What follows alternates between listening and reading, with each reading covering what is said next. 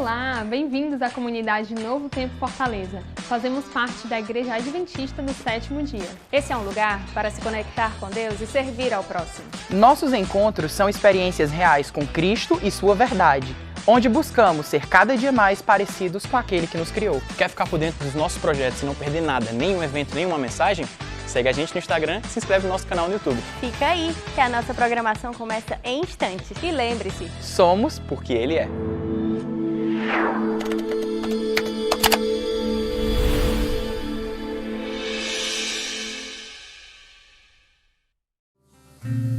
Bom, gente, eu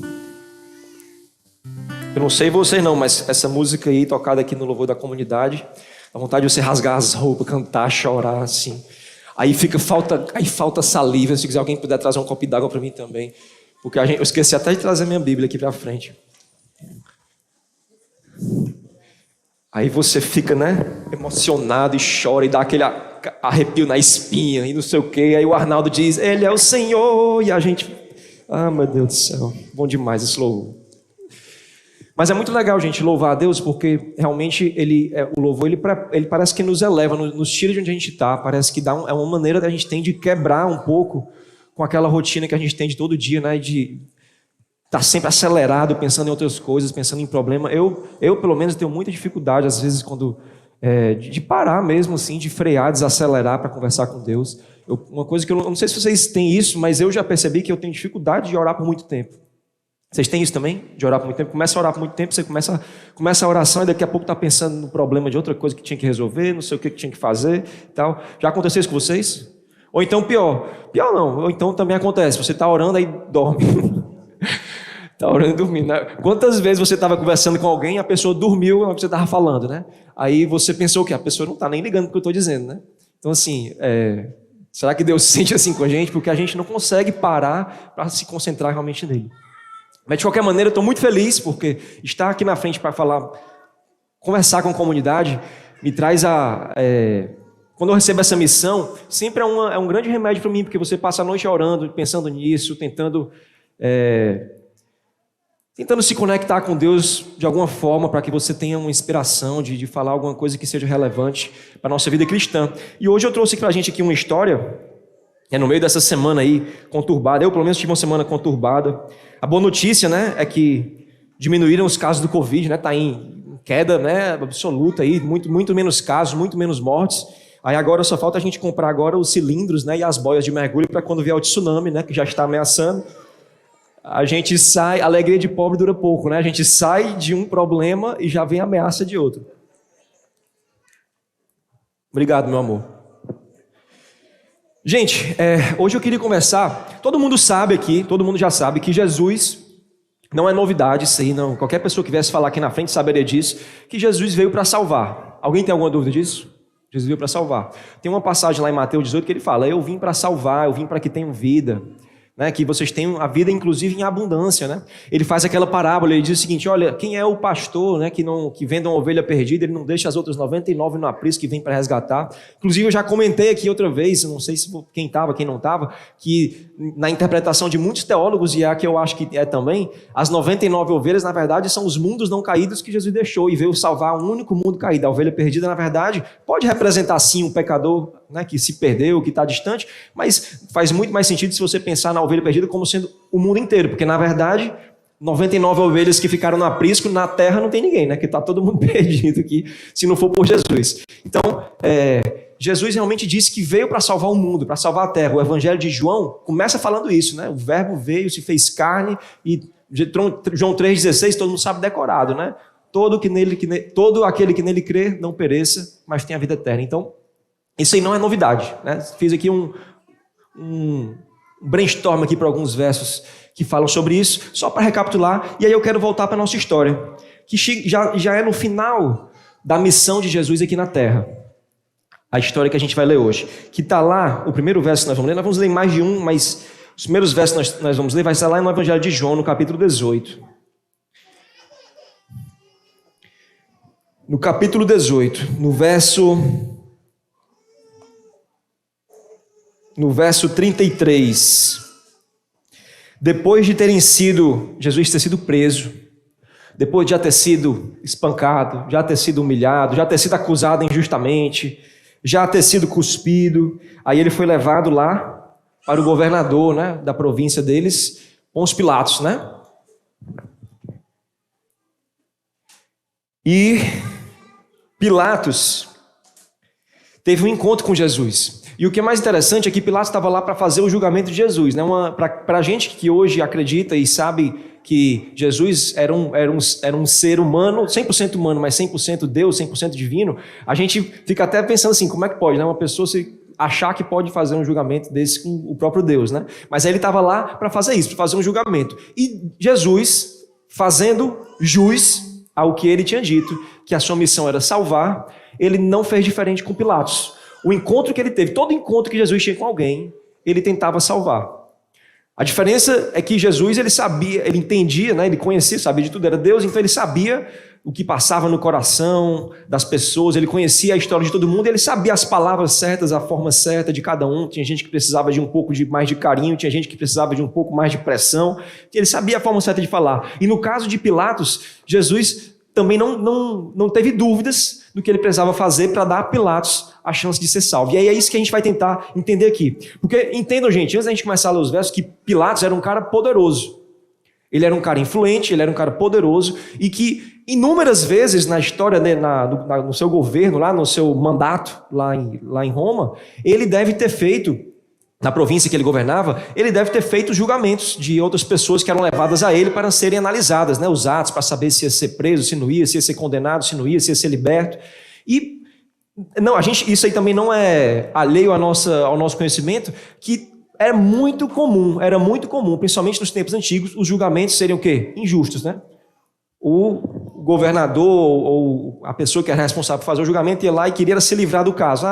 Esse é culpado, não me interessa se ele é culpado ou não. Vai lá, está condenado, pronto, já chega, não estou afim não. Muitos dos governantes eram assim, eles eram meio nem aí, estavam preocupados em voltar para a cama dele, descansar. Não, eu não quero ter dor de cabeça. Está todo mundo dizendo que ele é culpado, eu não vou nem ouvir. E aí Pilatos chega, mas quando ele tem um encontro com Jesus, ele já tinha ouvido falar, né, porque Jesus estava famoso, já devia ter ouvido falar, né? A esposa dele, depois a gente vai até ler um verso aqui, já tinha tido até sonho com ele. Então Pilatos chega lá e fala o seguinte, verso 33, tornou Pilatos a entrar no pretório, chamou Jesus e perguntou-lhe, és tu o rei dos judeus? Respondeu Jesus, vem de ti mesmo esta pergunta ou te disseram outros a meu respeito? É sensacional, né, a resposta de Jesus, já começa por aí. Jesus já começa abrindo, querendo saber o seguinte, quem é que quer saber se eu sou rei? É você? Né? É o Pôncio Pilatos ou você está falando isso? É o Pôncio Pilatos, ser humano, que é filho de Deus e que precisa ser salvo tanto quanto qualquer outra pessoa? Ou é o Pôncio Pilatos, governador de Roma, que está querendo se livrar do caso logo? E pressionado por uma turba de pessoas raivosas lá do lado de fora que estão pressionando ele para condenar Jesus. Replicou Pilatos, porventura sou judeu? A tua própria gente e os principais sacerdotes é que te entregaram a mim. O que fizeste? Respondeu Jesus, o meu reino não é deste mundo. Se o meu reino fosse deste mundo, os meus ministros se empenhariam por mim, para que não fosse eu entregue aos judeus. Mas agora o meu reino não é daqui. Então lhe disse Pilatos, então tu és rei. Respondeu Jesus, tu dizes que eu sou rei. Eu para isso nasci e para isso vim ao mundo, a fim de dar testemunho da verdade. Todo aquele que é da verdade ouve a minha voz. Aí olha a pergunta que Pilatos faz agora. Você percebe que Jesus entrou na cabeça de Pilatos. Porque Pilatos foge totalmente ao contexto, ao assunto. O assunto é, Jesus estava sendo acusado de tentar incitar uma rebelião contra Roma, né? Essa era a acusação que os sacerdotes faziam para poder tentar convencer Pilatos a condenar Jesus, né? Que ele estava tentando usurpar um poder político, alguma coisa assim. E aí Pilatos já se pega envolvido pela conversa, aquele semblante de Jesus, uma pessoa mansa, uma pessoa calma, sem nenhum aspecto de culpa ou de medo, nem nada, no momento, depois de ter sido espancado, humilhado e está lá diante dele. Enfim, Pilatos é tocado por isso, e aí ele faz a pergunta que revela, que mostra que Jesus entrou na cabeça dele, que Jesus estava tentando realmente convencer Pilatos do que era certo e do que era errado. E Pilatos fala o seguinte, 38, perguntou-lhe Pilatos, e o que é a verdade?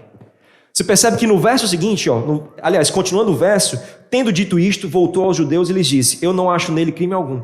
Pilatos faz a pergunta: o que é a verdade? Mas parece que a confusão lá fora estava tão grande.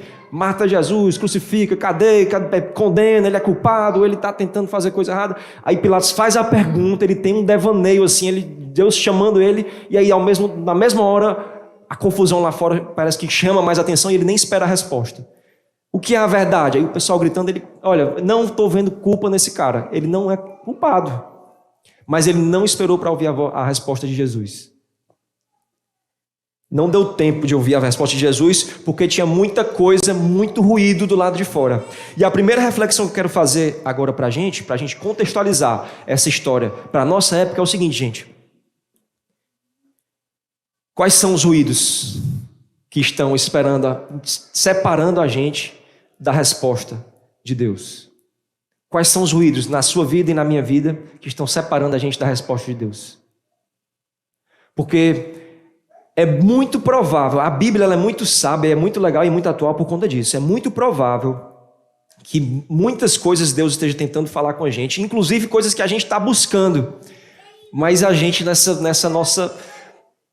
nesse nosso imediatismo e essa confusão que rola ao nosso redor aqui, de problema para resolver, de nó para desatar, abacaxi para descascar, é cheio de problema o tempo todo.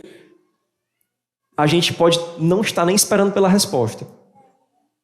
Senhor, me ajuda, me dá uma luz para eu decidir aqui se eu saio por essa porta ou se eu passo por essa. Na mesma hora que eu pergunto, eu já vou e decido sozinho e não espero resposta nenhuma. O que está atrapalhando a minha audição para ouvir a voz de Deus? Porque assim, Deus, gente, a maior parte das vezes não fala com a gente da forma que vocês estão ouvindo agora, né? Com o microfone e tudo, que a gente escuta aqui audível. Você pode até ter essa experiência, mas não é o mais comum. E muitas vezes Deus fala com a gente do jeito que a gente precisa ouvir. Ele usa pessoas, ele usa situações, ele usa a natureza, e ele usa principalmente a Bíblia, e a gente muitas vezes não para ouvir. Não para porque está acelerado demais. E eu estou falando isso porque eu sou o pior desses. Eu sou muito acelerado. Até o jeito de falar. Se eu estiver falando rápido demais, alguém me avisa. Pilatos fala que ele não é culpado. Vê que o pessoal não estava afrouxando e decide não se meter na confusão. Vou fazer o seguinte. Eu vou mandar... Esse cara não é nem daqui. Ele é galileu, não é nem daqui. Eu vou mandar ele para o governador lá das bandas dele. Vou mandar ele para Herodes julgar. E aí a gente vai agora para a segunda parte, que está lá em Lucas, no capítulo 23, no verso 8, que é o que acontece, é pouquinho que a gente vai ler aqui, porque Jesus não disse muita coisa. Herodes, quando Jesus chega para Herodes ficou feliz da vida, porque ele já também conhecia de Jesus, sabia que Jesus era um cara que era muito conhecido e muito respeitado entre muita gente, que fazia milagres, que fazia coisas sobrenaturais. Aí Herodes pensou assim, agora vamos ter aqui um entretenimento legal. Ele vai fazer alguns milagres, vai fazer umas coisinhas pra gente aqui, vai entreter a gente. Eu vou dizer para ele que se ele fizer, eu liberto ele. E aí a gente vai se divertir, tá todo mundo feliz, todo mundo ganha. Jesus vai para casa vivo e eu vou ter umas horinhas de lazer aqui. Aí quando Jesus chega para Herodes faz assim. Verso 8. Herodes, vendo a Jesus sobremaneira, se alegrou, pois havia muito queria vê-lo, por ter ouvido falar a seu respeito. Esperava também vê-lo fazer algum sinal. E de muitos modos o interrogava. Jesus, porém, nada lhe respondia. Por que será que Jesus não falou nada? Para Pilatos ele conversou. Será que Herodes não merecia ser salvo? Não era também um filho de Deus? Será que não tinha um Herodes que poderia ser salvo? Enfim, por que Jesus não respondia? Alguém quer arriscar uma resposta? Não é retórica a pergunta, você pode dizer aí. Ou será que Jesus não sabia como abordar Herodes? Poxa, esse cara está difícil, eu não sei como é que eu vou desvendar o coração desse cidadão.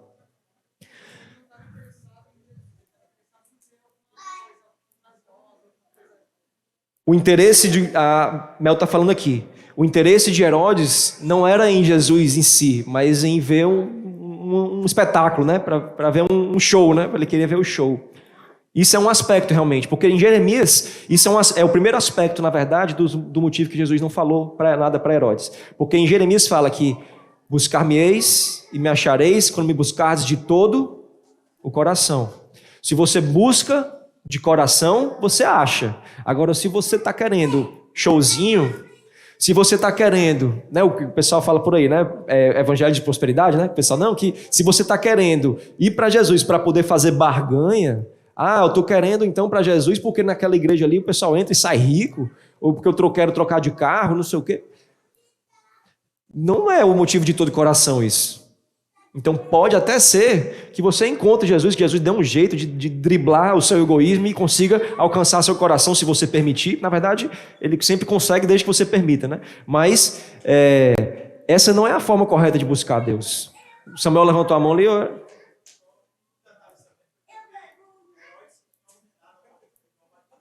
Samuel falou o segundo ponto aqui, ó. Herodes ordenou a morte de João Batista. Então quer dizer que porque ele mandou matar, ele não tinha direito de ser salvo? Não, não é isso não, gente. É porque Jesus sabia que a mensagem da verdade já tinha sido apresentada para Herodes e ele já tinha, de toda plena consciência, recusado. E obviamente que enquanto há vida, há esperança. Então ele poderia muito bem se arrepender, mas não tinha nada que Jesus precisasse acrescentar que João Batista não tivesse dito. E, não sei se vocês lembram, o Herodes, o próprio Jesus disse que quem foi o maior dos profetas? João Batista. Que não fez inclusive nenhum milagre, né? Que muitas vezes a gente fica querendo, né, ver milagres. Eu quero ver milagre. Por que Deus não faz um milagre? E o maior dos profetas não fez nenhum milagre. E João Batista já tinha falado, já tinha advertido Herodes quanto ao pecado dele, já tinha falado para Herodes se converter, já tinha levado a mensagem para Herodes. E Herodes, apesar de nem ter sido vontade dele mesmo, mas ele cedeu, né, mais uma vez a pressões externas, ele não soube decidir pelo que era certo, e cedeu e mandou matar João Batista. Então Jesus estava calado por dois motivos principais, né? O desejado de todas as nações, ele inclusive fala sobre isso também, e diz que Jesus ficou calado porque Herodes não estava afim de conversão, ele estava afim de espetáculo. E segundo, porque o que ele precisava ouvir, ele já tinha ouvido, e aí ele já tinha tido acesso a essa mensagem no passado e recusou. E aí eu quero trazer para a nossa segunda reflexão. Gente, tem muita resposta que a gente precisa ter realmente nas nossas vidas. Tem muitas dificuldades, tem muitos problemas que a gente enfrenta, tem muitos desafios que a gente passa, e a gente realmente precisa buscar essa resposta de Deus, mas tem muita coisa que Deus já pode ter respondido e a gente está se recusando a ouvir. Será que não já aconteceu isso com a gente? De você estar lá buscando uma resposta, mas já tem essa resposta. Já está na Bíblia, já está dizendo. O camarada está querendo saber se deve ou não deve aceitar a propina lá para cadê o nego? O nego está ali. O cara está querendo saber, Senhor, me ofereceu uma propina. Será que eu devo aceitar a propina? Cara, já está escrito, já está dizendo. Não tem que esperar a resposta por algo que já foi dito. Você não vai ter resposta nenhuma. Aí a pessoa diz, quem cala consente. Deus não respondeu, então é porque é para aceitar. Já está escrito. E é assim, eu estou usando um exemplo bem esdrúxulo, assim, mas, gente, tem muitos aspectos. Você pega lá os 10 mandamentos, tem tanta coisa já que já está explicada ali nos 10 mandamentos, e a gente fica perguntando se deve ou se não deve.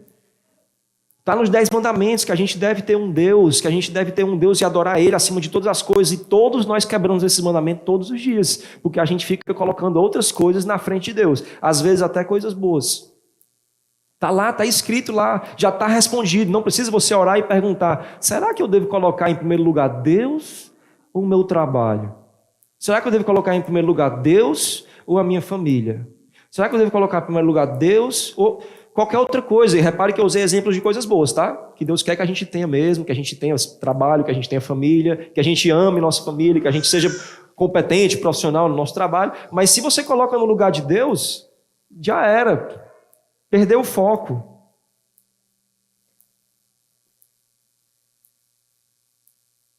E aí Herodes fica sem resposta, porque ele já tinha tido a resposta antes, e a gente muitas vezes fica lá, dando uma de coitadinho, achando que não teve resposta, quando na verdade já estava respondida há muito tempo, e a gente foi que não quis ouvir. Quando não é uma resposta que nos agrada, às vezes a gente não quer ouvir. E aí Herodes manda de volta para Pilatos.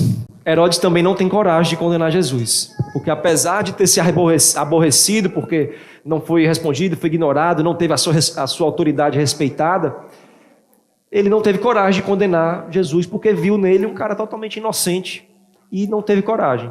E volto a dizer, isso vindo de pessoas que normalmente não estavam muito preocupados se a pessoa era inocente ou não era, não. Queriam se livrar do problema, mas ele não teve coragem de condenar Jesus e mandou de volta para Pilatos. E aí eu vou contextualizar vocês com a volta de Jesus para Pilatos, que é muito legal esse momento, que é o que eu falei da mulher dele. Lá em Mateus, no capítulo 27, verso 19, conta essa história que a mulher dele avisou para Pilatos. Quando Jesus voltou para ser julgado por Pilatos, a mulher dele mandou um mensageiro avisar para ele: olha, eu sonhei com esse cara, não se mete com ele, que ele tem algo em especial. Mateus 27, verso 19. E estando ele no tribunal, sua mulher mandou dizer-lhe: não te envolvas com esse justo, porque hoje em sonho muito sofri por teu respeito. Por seu respeito. Mas os principais sacerdotes e anciãos persuadiram o povo a que dissesse para soltar Barrabás. Então, Jesus volta para Pilatos e Pilatos recebe essa mensagem da mulher dele. Então preste atenção, vamos tentar agora entrar na cabeça de Pilatos para a gente tirar mais lições para a nossa vida. Pilatos já tinha sido tocado, já tinha despertado nele o interesse sobre o que era a verdade na primeira conversa dele com Jesus. Quando ele vai ter a segunda conversa com Jesus, vem um recado da mulher dele avisando que sonhou que ele era justo, que não mexesse com essa confusão, que não se metesse nesse problema, que ele era um homem justo. E aí, do lado do bem, duas vozes estão falando, mas do lado do mal a voz era alta, porque estava o tempo todo a pressão lá do povo mal, querendo que Jesus fosse condenado, liderados por quem? Era culpa do mesmo lá dos sumos sacerdotes, do Anás, do Caifás, assim e tal. Assim, claro que eles têm responsabilidade sobre isso, mas quem é que estava liderando esse processo todo, esse grande conflito e essa confusão? Quem é que estava liderando as forças do mal? O inimigo de Deus. E ele estava lá liderando, incitando a confusão e querendo que todo mundo condenasse Jesus, porque a intenção, na verdade, dele não era que Jesus fosse morto daquela forma. A intenção do inimigo de Deus era que Jesus reagisse.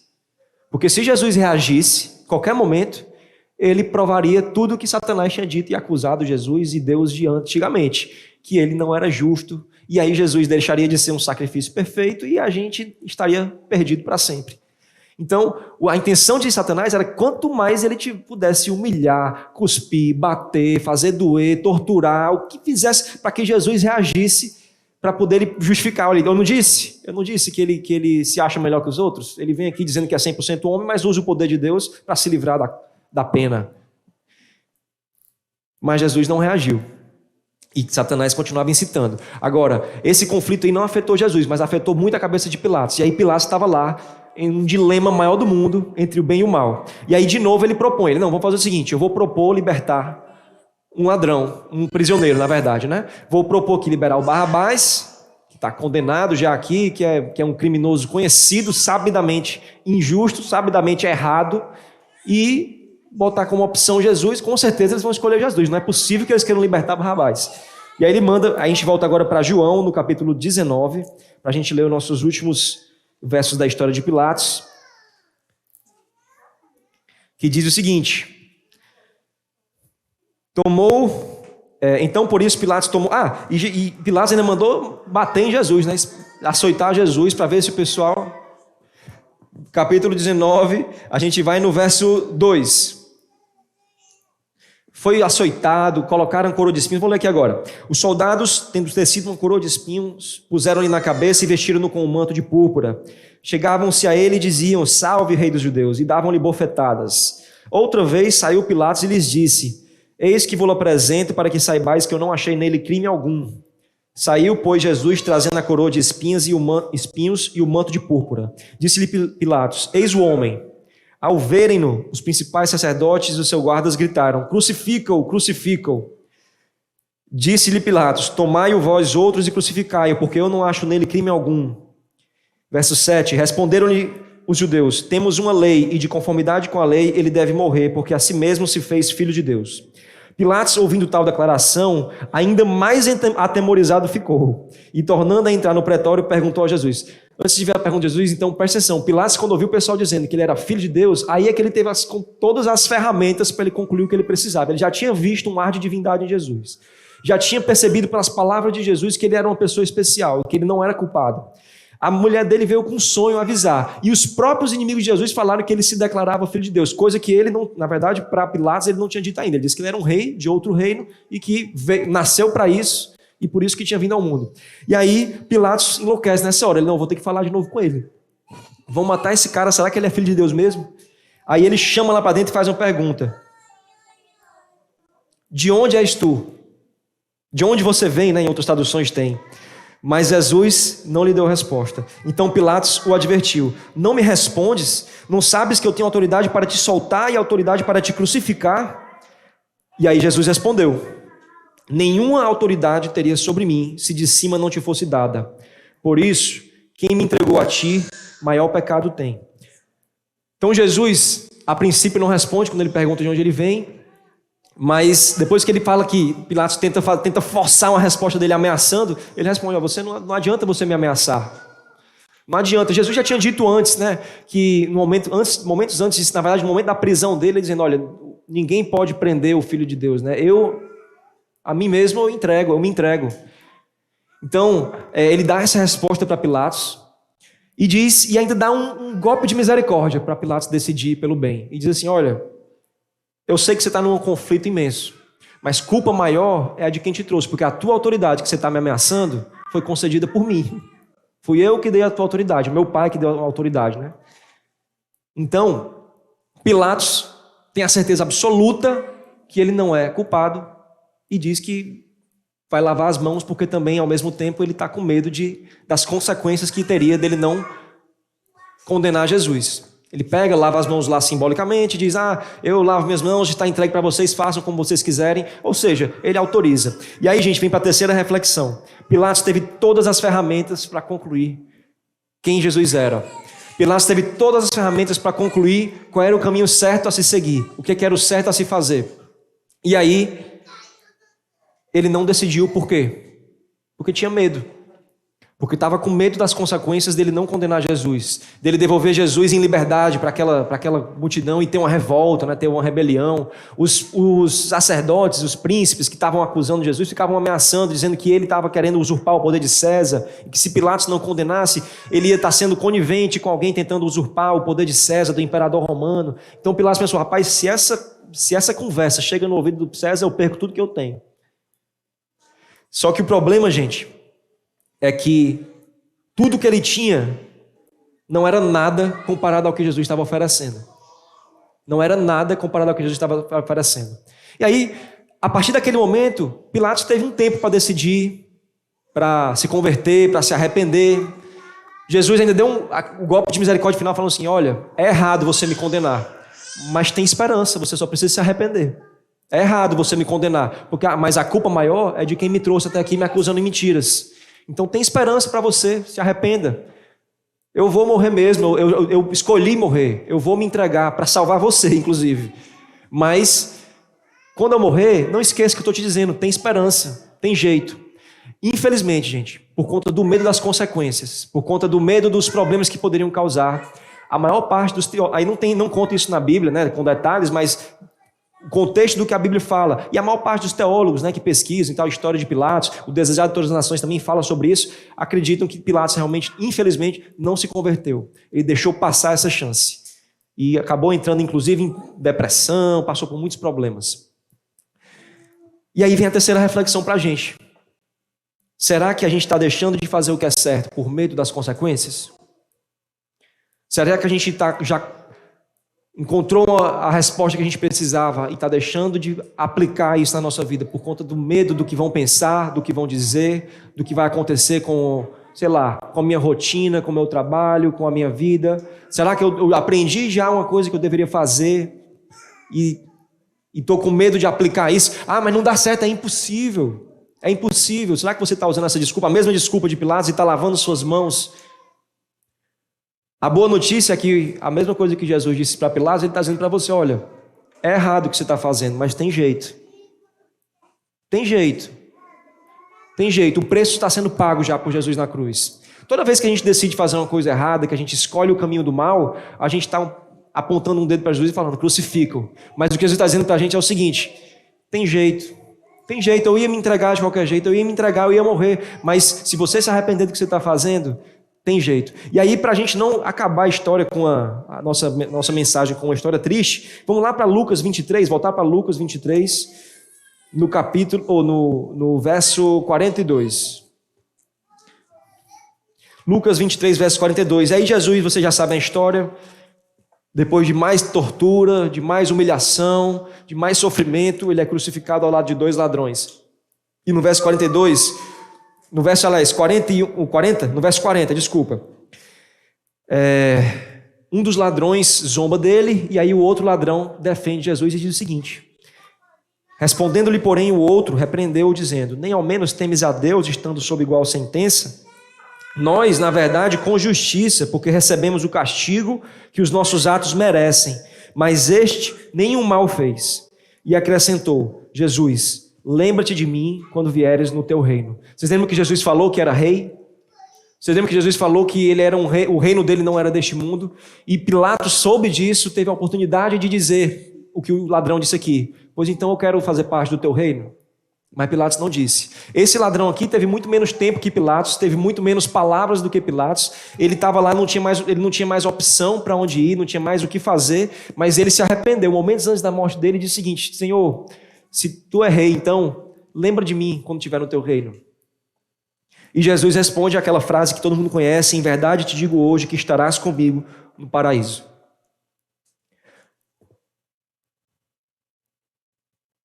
Às vezes, eu lembro que tem uma frase que o pastor Ítalo disse uma vez aqui, alguns sermões atrás, ele falou, que eu lembro que me chamou muita atenção. Muitas vezes a gente não percebe que Jesus é tudo que precisamos, até que ele seja tudo que nós temos. Foi o que aconteceu com o ladrão na cruz. Ele não tinha mais para onde ir, não tinha mais para onde correr. Pode até alguém levantar aí a mão e dizer assim: então assim é muito fácil, ele não tinha nada a perder, então ele escolheu por Jesus. Ele ia morrer mesmo, então ele escolheu por Jesus. Mas a graça é assim mesmo. Jesus não pede nada em troca. Você não tem que perder algo para ser de Jesus. Você só tem que escolher ser de Jesus, mesmo que perca algo.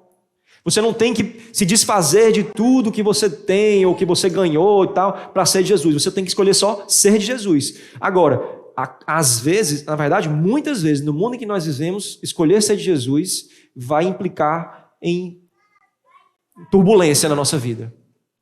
Porque muda. Você vai dizer que não vai seguir, não vai aceitar a propina lá do colega que ofereceu. Você vai dizer que não vai, não, eu quero separar um dia na semana para me dedicar toda a minha comunhão a Deus. Vou separar o sábado para ficar com Deus. Você vai dizer que, não, mas no meio de onde o mundo hoje em dia se fala tanto, né, que é tão comum esse negócio de relacionamento aberto, adultério, tudo é tão banalizado, o sexo é banalizado. Você vai dizer que vai esperar o casamento e depois do casamento vai ficar só dentro do casamento. Você vai dizer que escolhe, como eu já comentei aqui outra vez, vai dizer que não quer mais beber. Quantas e quantas vezes eu já tive que explicar porque eu não bebo. Rapaz, como é que pode? Vou ter que explicar porque eu não bebo. Devia ter que explicar porque bebe. Como é que pode? Então a gente, quando escolhe ser de Jesus, traz muita turbulência para a nossa vida. Mas a boa notícia, gente, é que Jesus disse que no mundo a gente teria aflições, mas que a gente tivesse bom ânimo, porque ele já venceu o mundo. E da mesma forma que Jesus tentou salvar até a última pessoa que ele teve contato, até o último momento da vida dele, e salvou o ladrão da cruz, porque o ladrão, porque na verdade a oferta da salvação é para todos, e o ladrão recebeu essa oferta continua sendo feita agora. E essa promessa para nossas vidas está em vigor até hoje. Então eu convido, gente, vocês agora, todos, através desse louvor, que a gente cante, que a gente entregue nosso coração a Deus, que a gente amoleça realmente. Às vezes a gente precisa de mais humildade para decidir por Deus. Que a gente não adie essa decisão. A decisão é agora. A gente não sabe o que vai acontecer amanhã. A gente não sabe o que vai acontecer daqui a 1 hora. Então a gente precisa, gente, da coragem para fazer o que é certo, da coragem para decidir estar ao lado de Deus, independente do que aconteça ao nosso redor. A gente não é digno, Senhor, a gente é muito falho. Talvez se a gente estivesse no lugar de Pilatos, a gente tivesse feito a mesma coisa ou pior. Talvez a gente tivesse, na verdade, talvez não, muitas vezes a gente se comporta como se estivesse na multidão que acusava Jesus. A gente não é digno, Pai, do Teu amor. Mas ainda bem, Pai, que a Tua graça é maior que tudo isso. Ainda bem, Senhor, que o Senhor nos ama a ponto de nos perdoar por todos os nossos erros. E não só isso, ainda nos ajuda a errar menos. Então, Pai, nos ajuda, Pai, a escolher pelo que é certo. Nos dá força, nos dá coragem, Pai, para tomar as decisões que precisam ser tomadas. Tira de nós, Pai, todo o egoísmo, todo o orgulho, para que a gente possa, Pai, entender com humildade que a gente não é nada sem Ti. E que muitas vezes o que a gente acredita, o que a gente pensa, o que a gente acha, está nos levando para o caminho errado. Está nos afastando de Ti.